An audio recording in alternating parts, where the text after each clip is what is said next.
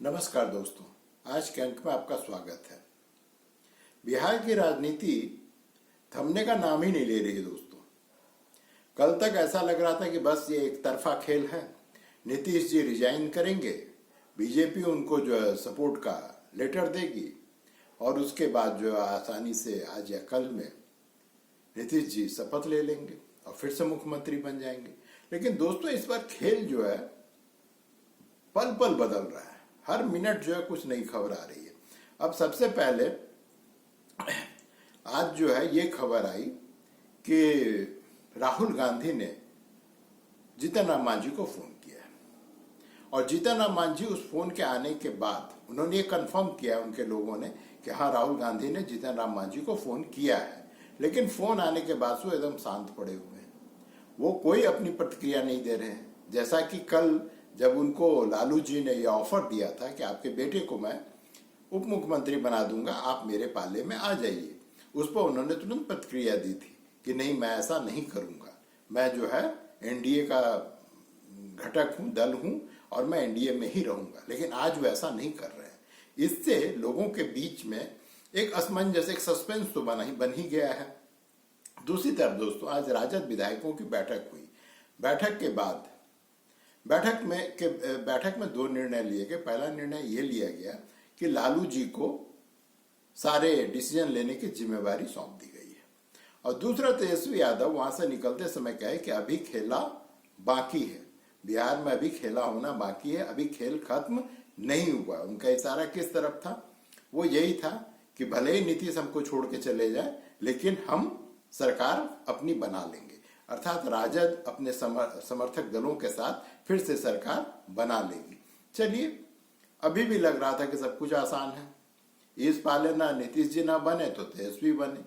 लेकिन फिर से एक और घटना ये घटी दोस्तों कि बिहार में जो न्याय यात्रा शुरू होने वाली है, आपको पता ही है कि राहुल गांधी आजकल न्याय यात्रा पे निकले हुए हैं। तो ये यात्रा बिहार में प्रवेश करेगी, उसकी तैयारी के लिए और कैसे उस कार्यक्रम को संपादित किया जाएगा, उसके लिए आज जो है किशनगंज में कांग्रेस के सभी विधायकों की एक मीटिंग बुलाई गई। हुआ ये कि उसमें सिर्फ 7 विधायक ही उपस्थित हुए। कांग्रेस के बिहार में 19 विधायक है, जिसमें सिर्फ 7 ही विधायक वहां पर उपस्थित हुए और जो उनके 12 विधायक, उन्होंने बहाना बनाया कि बहुत दूर है, मौसम ठीक नहीं, मेरी तबीयत ठीक नहीं। जो इस तरह के मामलों में बहाना बनाई जाती है, वो सारे बहाना उन लोगों ने बनाया। वैसे दोस्तों, कल से ये अफवाह थी कि कांग्रेस के 19 में से 13 विधायक, वो कुछ लोग कह रहे 13, कुछ लोग कह रहे 10, वो भाजपा के संपर्क में, बीजेपी के संपर्क में।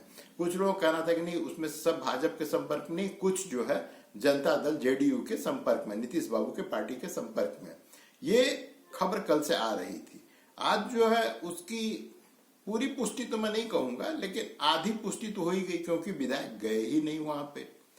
तो खेला दोनों तरफ से हो रहा है। बीजेपी को पहले से आशंका थी कि इस बार जब ये वहां से गठबंधन से निकलकर, महागठबंधन से निकलकर बाहर आवेंगे, तो नीतीश जी के लिए राह आसान नहीं होगा, क्योंकि लालू जी किसी भी तरह से येन केन प्रकरण, किसी भी तरह से अपने बेटे को मुख्यमंत्री बनाने पर उतारू हैं। और ये एक बहुत बड़ा प्रेशर था, जिसके कारण भी ये गठबंधन, जो महागठबंधन है, वो टूट रही है और उससे नीतीश जी बाहर आ रहे हैं। हालांकि जो जेडीयू के कार्यकर्ता हैं, वो कहते हैं कि नहीं, आरजेडी को वो दोषी नहीं मानते हैं। उनका मानना है कि कांग्रेस ने नीतीश जी के साथ में छल किया, उनका अपमान किया है। उनका कहना है कि नीतीश जी इंडिया अलायंस की शुरुआत करने वाले हैं और इनको ना तो संयोजक बनाया गया, प्रधानमंत्री का उम्मीदवार तो बहुत दूर की बात है। तो इसमें भी बात में कुछ सच्चाई तो है कि आखिर नीतीश बाबू छोड़ के क्यों गए थे एनडीए को? वो इसीलिए तो गए थे कि वो प्रधानमंत्री पद का उम्मीदवार बन जाएंगे और वो तो प्रधानमंत्री बनने का सपना भी देख रहे थे। अब वहां तो माया मिली नाराम वाली स्थिति हो गई, तो उनके लिए तो छोड़ के आना आसान ही था। कुछ जेडीयू कार्यकर्ताओं का कहना है कि जो राजद के कार्यकर्ता हैं, वो बार बार नीतीश जी को अपमानित करते थे, भद्दी भद्दी गालियां देते थे। पता नहीं इसमें कितनी सच्चाई है, लेकिन आज जो है जेडीयू का जो शीर्ष नेतृत्व है, उसका पूरा जो बोलते हैं ना कि माहौल बदल गया, तो माहौल बदल गया। अब वो खुलकर आरजेडी के खिलाफ बातें कर रहे हैं, खुलकर, मैंने कोई संकोच लाग लपेट नहीं, अब सीधे सीधे कह रहे हैं कि ये लोग भ्रष्ट पार्टी है, परिवारवादी पार्टी है, और ये लैंड फॉर जॉब स्कैम किया था, ये सारी बातें कर रहे हैं। और ये उनके छोटे नेता नहीं, जो उनके टॉप लेवल के टॉप ब्रास हैं, जो टॉप लेवल के नेता हैं, वो सब ये बातें कर रहे हैं। तो तलवार तो दोनों तरफ से खिंच चुकी है। अब यहाँ पे भाजपा, शुरुआत में ऐसा लगा कि भाजपा जो है जैसे मैंने खुश हो गए हो कि ठीक है नीतीश बाबू फिर से बन जाएंगे। कुछ लोगों ने कहा कि नहीं नहीं, भाजपा इस बार बहुत कड़ी शर्त रखेगी। कल ऐसा लगा कि कोई कड़ी शर्त नहीं है, जब वो मुख्यमंत्री बन ही जाएंगे नीतीश बाबू फिर से, तो कौन सी कड़ी शर्त।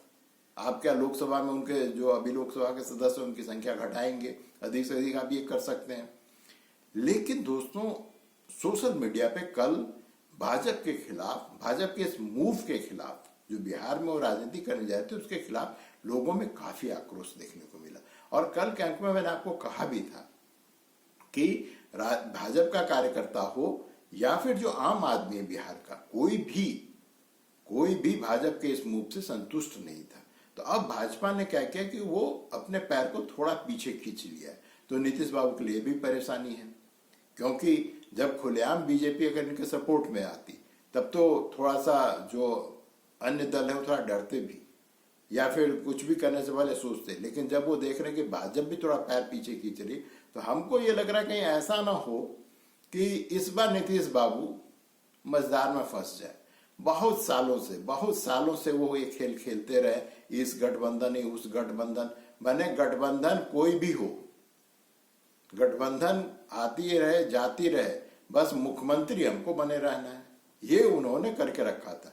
कहीं ऐसा ना हो कि इस बार जो है नीतीश बाबू का ये दाव उन पे कहीं उल्टा ना पड़ जाए, क्योंकि संभावना ये है कि भाजपा उन पे प्रेशर डाल रही है कि भाई आप अगर वहां से निकलना चाहते हैं, एनडीए में आना चाहते हैं, तो आप जो सबसे पहले विधानसभा को भंग कर दीजिए। विधानसभा को भंग करने का मतलब ये होगा कि लोकसभा चुनाव के साथ ही बिहार में विधानसभा का चुनाव होगा। जब हम लोग फिर से चुन के आवेंगे, तब हम आपके साथ में सरकार बनावेंगे। लेकिन नीतीश बाबू का समस्या ये है कि उनके अभी 45 विधायक हैं, और जो ही ये इलेक्शन में जाने की बात होगी, तो नीतीश बाबू को ये पता है कि शायद इस बार हम 30 पे आ जाएं। भाजपा भले ही बढ़ जाए, लेकिन हम 30 पे आ जाएंगे, सरकार तो हमारी बनेगी। लेकिन नीतीश बाबू किस मुंह से मुख्यमंत्री का दावा पेश करेंगे? इतने सालों तक तो भाजपा ने, जो कहते हैं ना, लोक लाज के खातिर इनको मुख्यमंत्री बनाए रखा। लेकिन अब न तो भाजपा उस स्थिति में है, और न ही नीतीश बाबू इस स्थिति में है कि वो खुल के कहे कि भाई हमको मुख्यमंत्री बना दो। तो ये सबसे बड़ी जो रोड़ा जो है नीतीश बाबू के सामने आन पड़ी है, वो ये है कि भाई विधानसभा भंग करेंगे, तो उससे पहले सोच लीजिए, अगर विधानसभा भंग करेंगे तो स्वाभाविक है कि वो फिर ये कहेंगे कि भाई फिर हमारे लोकसभा के जितने सदस्य पिछली बार चुनाव लड़े थे एनडीए के साथ में, इस बार फिर लड़ेंगे।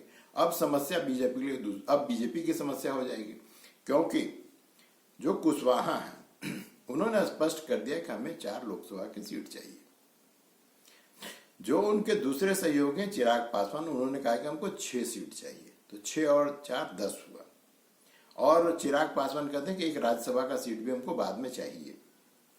लेकिन अभी तत्काल 10 की बात करें, जीतन राम मांझी को भाजपा ने खुद ही ऑफर दिया है कि मैं आपको, जीतन राम मांझी को राज्यसभा भेज दूंगा और आपको 1 लोकसभा का सीट मैं दूंगा। तो हो गए 11। तो अब सीट बचता है सिर्फ 29। अब 29 में से क्या भाजपा अपनी जो जीती हुई सीट है वो सब त्याग देगी और कहेगी कि नहीं नीतीश बाबू आप इस सीट पर लड़िए? तो नीतीश बाबू के लिए क्या बचता है कि नीतीश बाबू 7-8 सीट पे लड़े, जहां पे चिराग पासवान है वहां नीतीश बाबू भी पहुंच जाए। हो सकता है कि अब नाक बचाने के लिए उनको 1 सीट ज्यादा दे दिया जाए। तो एनडीए में जो लोकसभा का चुनाव आने वाला है और उसमें जो सीट बंटवारा है, खास करके बिहार में, वो इतनी आसान होने वाली नहीं है। अब अगर जीतन राम मांझी अगर मैं नाव से कूद के, एनडीए के नाव से कूद के अगर महागठबंधन या इंडिया अलायंस में जाते हैं, तो और साथ ही अगर कांग्रेस के 10 या 12 विधायक टूट के इधर आ जाते हैं, तो मैंने कहते हैं कि स्थिति सामान्य हो जाएगी। क्योंकि फिर जो है ये लफड़ा नहीं रहेगा कि जीतन राम मांझी को मनाते रहना है कि उनके पास 4 विधायक हैं वो अगर कूद के चले जाते हैं और अगर मान लीजिए 10 विधायक उधर से टूट खा जाते हैं, तब फिर क्या समस्या है? तब तो नीतीश बाबू मुख्यमंत्री फिर से बन ही सकते हैं। लेकिन सभी विधायकों को यह आशंका है और ये बात सबको पता है कि बीजेपी ये दबाव डाल रही है कि आप विधानसभा को भंग कीजिए। अगर विधानसभा भंग होने की बात होती है, राज्यपाल बीजेपी का है, ये सबको पता है। जो लालू जी सोच रहे हैं कि हम खेला कर लेंगे कर्नाटक की तरह, मध्य प्रदेश की तरह, वो संभावना या वो संभव नहीं है। इसलिए नहीं है क्योंकि भाजपा का गवर्नर है, वो आपको क्यों बुलाएगा? जब एक बार के मुख्यमंत्री जिसके पास में अभी बहुमत है, वो अगर विधानसभा भंग करने की सिफारिश कर देता है, तो उसके बाद राज्यपाल किसी भी पार्टी, किसी भी दल की किसी भी बात को सुनने के लिए बाध्य नहीं है।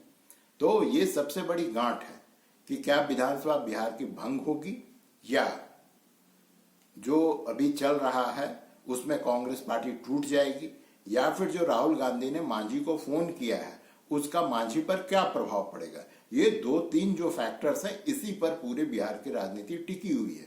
अभी बिहार का कोई भी पार्टी या कोई भी नेता ये नहीं जानने की कोशिश कर रहा है कि बिहारी क्या चाहते हैं, बिहारी आपको चाहते भी हैं या नहीं चाहते हैं। सब बस इसमें कि किसी तरह से, क्योंकि सबको मलाई खाने की जो कहते हैं ना कि आदत सी पड़ गई है कि भाई किसी भी तरह से येन केन प्रकरण की तरह से सत्ता में तो आए। सत्ता में आने का मतलब है माल खाना। भाई लालू जी को मैं एक बात के लिए बधाई देता हूं।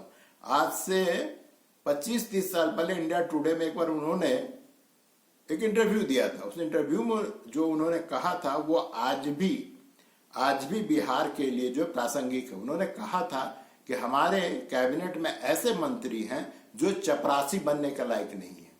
और ये दोस्तों हर राज्य की, केंद्र की, सब जगह की जो है ये एक आप व्यवस्था, आप इसको व्यवस्था कहिए या आप इसको ये कहिए मजबूरी कहिए, जो भी आपको जो नाम देना हो, लेकिन ये एक हकीकत है कि बहुत सारे लोग सिर्फ जोड़ तोड़, जाति, धर्म के आधार पर जीत करके मंत्री बन जाते हैं। और जो लालू जी ने आज से 25-30 साल पहले कहा था वो सत्य कहा था कि बहुत सारे मंत्री ऐसे हैं जो चपरासी बनने के लायक नहीं है। और बिहार में जो पिछले कुछ दिनों से घटना, आप उस घटनाक्रम को गौर से देखिए और उन मंत्रियों की शकल देखिए, तो आपको समझ में आएगा कि लालू जी ने जो कहा था। क्योंकि लालू जी, एक आप जान लीजिए, लालू आज भी बिहार में सबसे चतुर राजनीतिज्ञ है, सबसे सीजन्ड पॉलिटिशियन है। वो जानता है हवा का रुख किस तरफ है और हमें क्या करना है। लालू के साथ समस्या ये है कि नीतीश के चले जाने पर जो 40 सीट है बिहार का, जैसा पिछली बार हुआ तो 39 से लोग जीत गए थे, सिर्फ एक सीट जो कांग्रेस जीत पाई थी, कहीं उसका फिर से दोहराव ना हो जाए। क्योंकि अगर वो फिर से अगर हो गया तो लालू जी की जो राष्ट्रीय राजनीति में जो धमक है वो खत्म हो जाएगी और उनके बेटे का जो भविष्य है वो भी थोड़ा जो है, हम ये तो नहीं, अभी वो उनकी उम्र ही क्या है तेजस्वी की, तो उनके पास उम्र है, वो कुछ न कुछ भविष्य में, क्योंकि राजनीति तो हर महीने बदलते रहती है, तो उन पर उतना प्रभाव नहीं पड़ेगा। लेकिन लालू की उम्र हुई और वो अपने बेटे को मुख्यमंत्री देखना जो चाहते हैं उसमें जरूर विराम लग जाएगा। और ये जो है उनके लिए व्यक्तिगत रूप से बहुत बड़ा आघात होगा। और दोस्तों एक और चीज मैं आपको यहाँ बता दूं कि कुछ लोग ये भी कह रहे हैं कि भाजपा जो है नीतीश जी को मुख्यमंत्री बनाने को तैयार है, लेकिन स्पीकर जो है वो भाजपा का होगा और पता नहीं और क्या क्या एलोबंदर माट करेंगे। लेकिन ये भाजपा के लिए भी ठीक नहीं है, ये राजनीति ठीक नहीं है कि आप जो है बिहारियों के माथे पे चढ़ के आप राजनीति करें और बिहारियों को बार बार आप ठगते रहें, बार बार आप ठगते रहे। आपके पास सिर्फ एक ही नारा होता है, मैं मुख्यमंत्री, भाजपा का मुख्यमंत्री नहीं बना। अरे भाजपा का मुख्यमंत्री बने या ना बने, जब आपके समर्थन से सरकार चलती है और उसके बावजूद बिहारियों को झेलना पड़ता है, इससे ज्यादा अब आप किसी भी राज्य के लोगों को क्या ठग सकते हैं।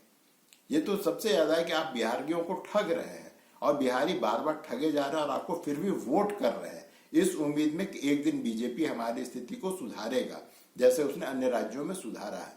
लेकिन अभी तत्काल जो है दोस्तों कुछ भी होता हुआ दिखाई नहीं दे रहा है। लेकिन अंत में राजनीति के बारे में एक चीज बताऊंगा। आपको याद है दोस्तों 2019 में राजद के पास सिर्फ 29 सीट थी। राजद को नीतीश कुमार और भाजपा ने मिलकर खत्म कर दिया था। लेकिन वही नीतीश कुमार फिर से गठबंधन में जाकर के जो मृत प्राय हो चुकी थी राजद, राष्ट्रीय जनता दल, उसको फिर से जिंदा किया। और ऐसा जिंदा किया कि आज राजद प्रमुख का बेटा उनसे कुर्सी छीनने को आतुर है। तो आप जब राजनीति में एक गलती करते हैं, जो खत्म हो चुका उसको खत्म नहीं होने देते हैं, उसका परिणाम यही होता है दोस्तों। कल मिलते हैं दोस्तों। जो अब तक रात भर में या कल सुबह तक में जो भी घटनाक्रम हुआ होगा उस पर हम कल फिर से आपके समक्ष विश्लेषण लेके आएंगे। तब तक के लिए दोस्तों नमस्कार, जय हिंद,